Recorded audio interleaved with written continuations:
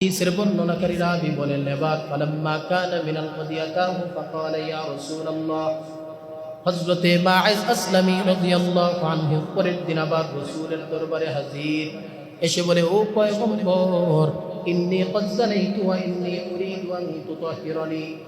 নবী গো, অনেক বড় জঘন্যতম গুনাহ করে ফেলেছি, মেহেরবানি করে আপনি আমাকে পবিত্র করেন। আল্লাহর রাসূল দ্বিতীয় দিনও তাকে তার দরবার থেকে উঠিয়ে দেন। এবার পয়গম্বর বিষয়টাকে যাচাই বাছাই অনুসন্ধান করার জন্য চাইলেন। আল্লাহর রাসূল এবার ফারসালা রাসূলুল্লাহ সাল্লাল্লাহু আলাইহি ওয়াসাল্লাম ইলা কওমিহি, নবীজি এবার তার একজন সাহাবীকে দূত হিসেবে হযরতে মাঈজের এলাকার মধ্যে পাঠিয়ে দিলেন। ওই দূত সাহাবী যখন হযরতে মাঈজের এলাকার মধ্যে গিয়ে পৌঁছান, এবার এলাকাবাসীকে জিজ্ঞেস করতে শুরু করে, মা তা'লামুনা বিআবদিহি বা'সান তুনকিরুনা মিনহু শাইআ। এই যে মালিকের ছেলে মাঈজ, এই লোকটার মস্তিষ্কের মধ্যে কোনো প্রবলেম আছে নাকি তোমরা বলো। হযরতে মাঈজের এলাকাবাসীর সবাই বলে, মা না'লামুহু ইল্লা ওয়াফিয়াল আকলি মিন সালিহিনা। এই লোকটার মাথায় কোনো সমস্যা আছে বলে তো আমরা জানি না, বরং এই লোকটা তো সম্পূর্ণ সুস্থ মানুষ। এবার হযরতে মাঈজ রাদিয়াল্লাহু আনহু এদিকে বড় পেরেশান। দূত যখন পয়গম্বরের কাছে এসে বলে, ও পয়গম্বর, তার ব্যাপারে এলাকার থেকে খবর নিয়ে এসেছি, আপনার এই সাহাবীর মাথায় কোনো সমস্যা নাই, বরং বাস্তবিক পক্ষে সে অন্যায় করার কারণে আপনার কাছে পবিত্র হওয়ার জন্য এসেছে। হযরতে মাঈজ দুইবার তিনবার, চতুর্থবার যখন পয়গম্বরের কাছে আসলো, আল্লাহর রাসূল যাচাই বাছাই করে যখন দেখলেন আসলেই ব্যাপারটা সঠিক এবং সত্য, এবার পয়গম্বর সাহাবায়ে কেরামকে হুকুম করলেন, যাও এই মাঈজের উপরে তোমরা কোরআনের শাস্তি প্রয়োগ করো। আল্লাহর কোরআনের শাস্তি হলো, যদি কোনো বিবাহিত পুরুষ জিনা করে, ব্যভিচার করে, তাহলে তার জন্য গর্ত খনন করা হবে। গর্তের মাঝে তাকে বুক পর্যন্ত তাকে প্রবেশ করানো হবে। এরপর বুক পর্যন্ত মাটি চাপা দেওয়ার পরে শুধুমাত্র মাথাটা উপর দিক থেকে বের হয়ে থাকবে। এমত অবস্থায় চতুর্দিক থেকে পাথর মেরে মেরে ওই লোকটাকে হত্যা করা হবে। আল্লাহর পয়গম্বর বলেন, যেহেতু ঘটনা সত্য, তোমরা সত্যতা সম্পর্কে নিশ্চিত হয়েছ, এবার এই সাহাবীর উপর কোরআনের হদ প্রয়োগ করে দাও। সাহাবায়ে কেরাম চতুর্দিক থেকে হযরতে মাঈজের মাথায় পাথর দিয়ে আঘাত করে করে তাকে তার মৃত্যুটা নিশ্চিত করলো।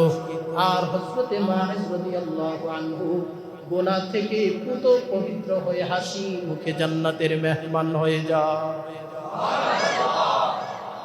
এই ঘটনা ঘটার কিছুদিন পরে এই একজন সাহাবীর ঘটনা ঘটল। এর কয়েকদিন পরে হযরতে আব্দুল্লাহ বলেন, ফাজাআতিল গামিদিয়া, একজন গামিদি মহিলা আল্লাহর পয়গম্বরের কাছে আসে, এসে সেম কেস, ও পয়গম্বর, ইন্নী ক্বাদ যানাইতু ফাতাহহিরনি, নবী গো, আমি জিনা করে ফেলেছি, আপনি আমাকে পবিত্র করেন।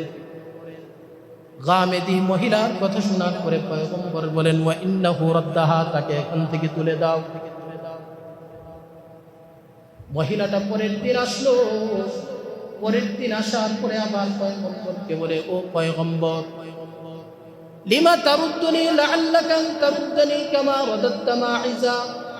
ও পয়গম্বর, মাঈজের বিষয়টা যেরকম ভাবে আপনি তদন্ত করেছেন, যাচাই বাছাই করার পরে তার উপর হদ প্রয়োগ করেছেন, আমার ব্যাপারটা প্রমাণ করার কিছু নাই, তদন্ত করার কিছু নাই, যাচাই বাছাই করার কিছু নাই।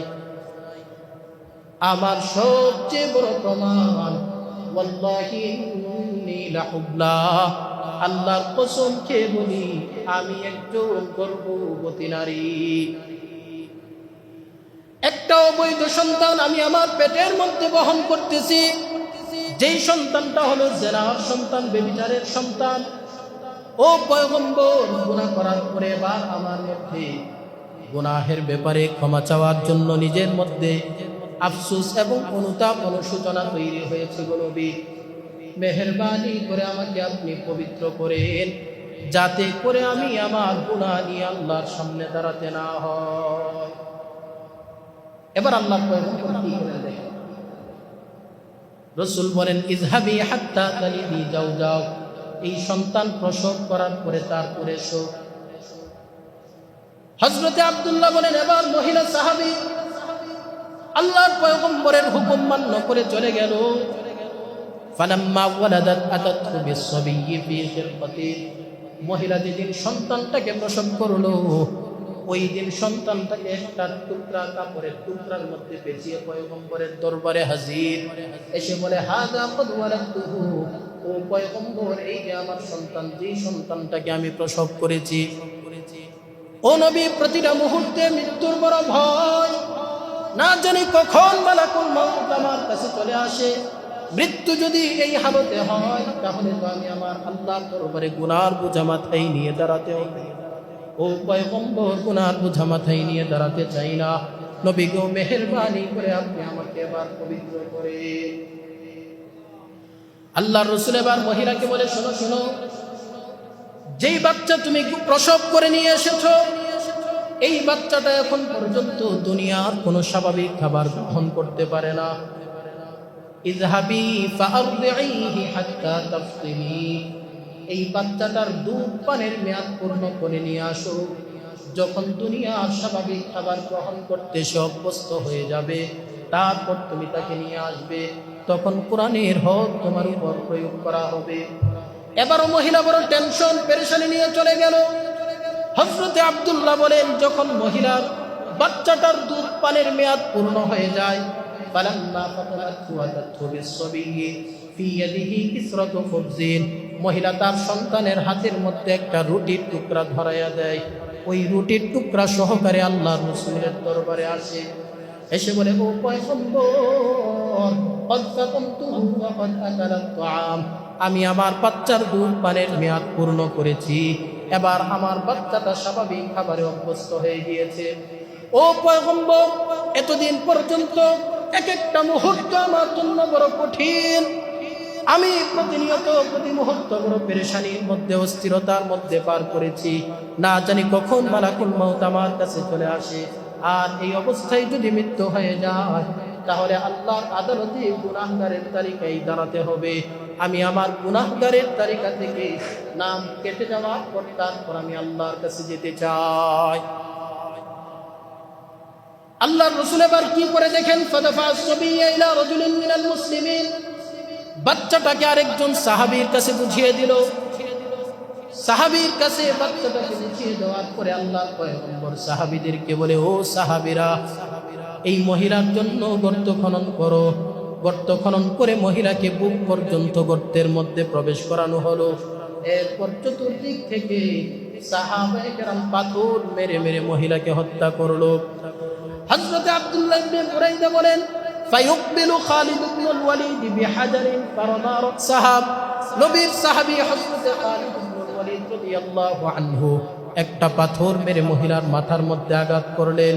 যেই মাত্র আঘাত করলেন, ফাতালাতু হাদ্দামু আলা ওয়াজহি খালিদ, মহিলার মাথা থেকে রক্ত ছিটকে এসে হযরত খালিদ ইবনুল ওয়ালিদের চেহারার মধ্যে একটু রক্ত লেগে যায়।